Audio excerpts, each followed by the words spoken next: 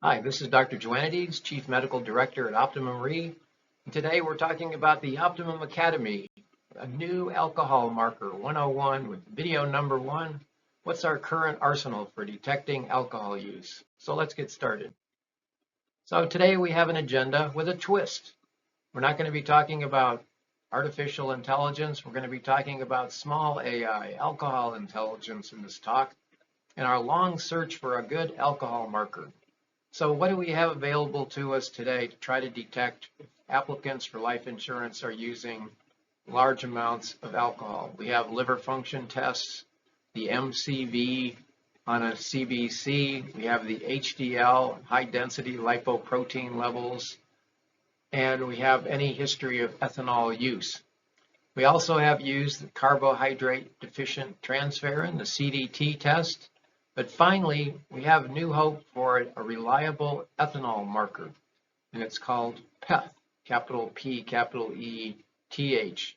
So if you still order blood as a requirement, this might be advantageous to you to watch to learn the benefits of this new test as you try to assess alcohol risk in your applicants.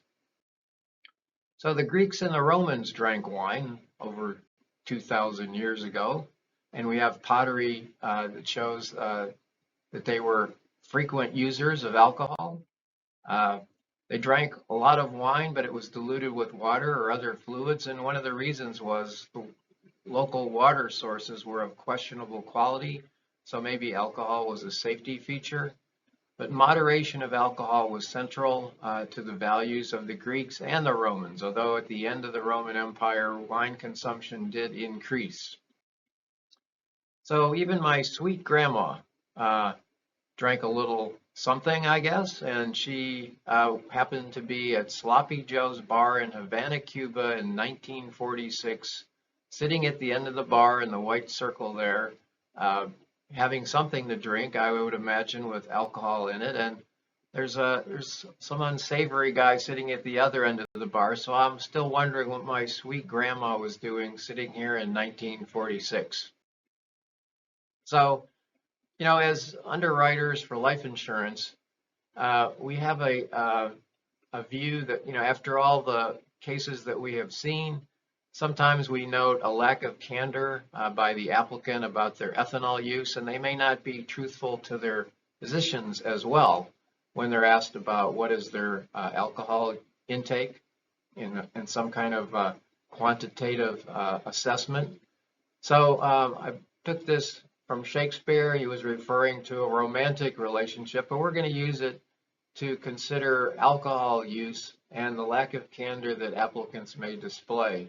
So it's dismiss your vows, your feigned tears, your flattery, for where a heart is hard, they make no battery. In other words, people try to rehabilitate any negative connotations in an APS about their alcohol intake.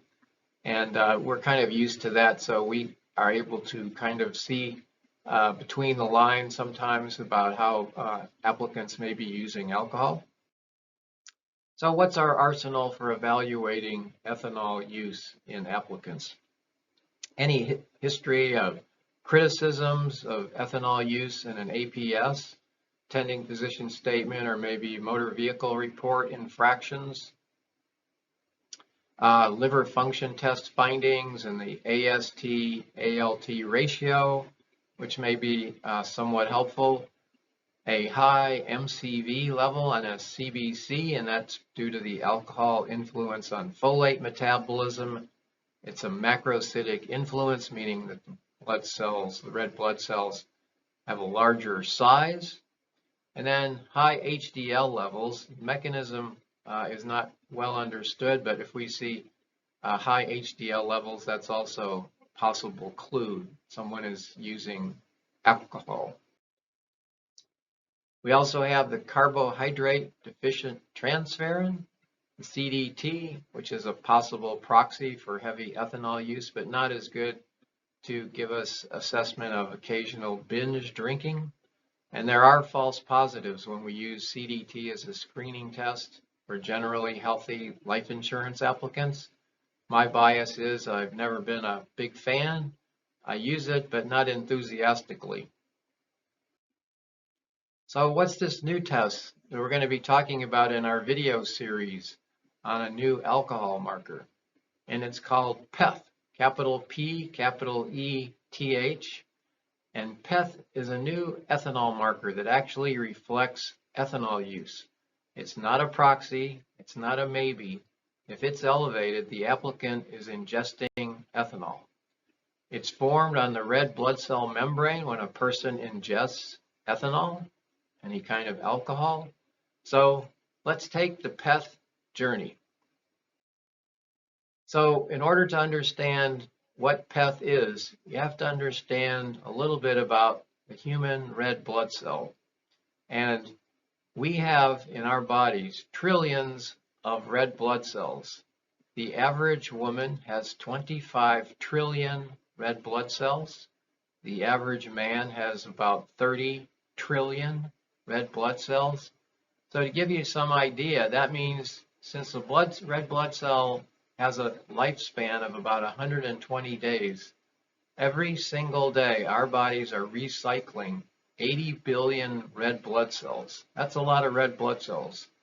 And the red blood cell is a unique cell in the body. It has to be flexible enough to get through small spaces to provide the necessary oxygen to the tissues and carry away the carbon dioxide. So it's a rather unique cell in the body, and we're going to be talking more about that as we talk about this new alcohol marker, PEth. So the cell membrane of the red blood cell is a site of high activity. So there's a lot going on in each and every one of those 25 or 30 trillion red blood cells. And if you'll note in the red box, it says phospholipid bilayer membrane. We're going to be talking about that because that's where the action is going to be concerning this new test. So there's a lot going on in every single one of these red blood cells, and that's going to be the topic that we're going to talk further about in our upcoming videos on the new alcohol marker, PEth. So stay tuned to video number 2 on a new alcohol marker, PEth.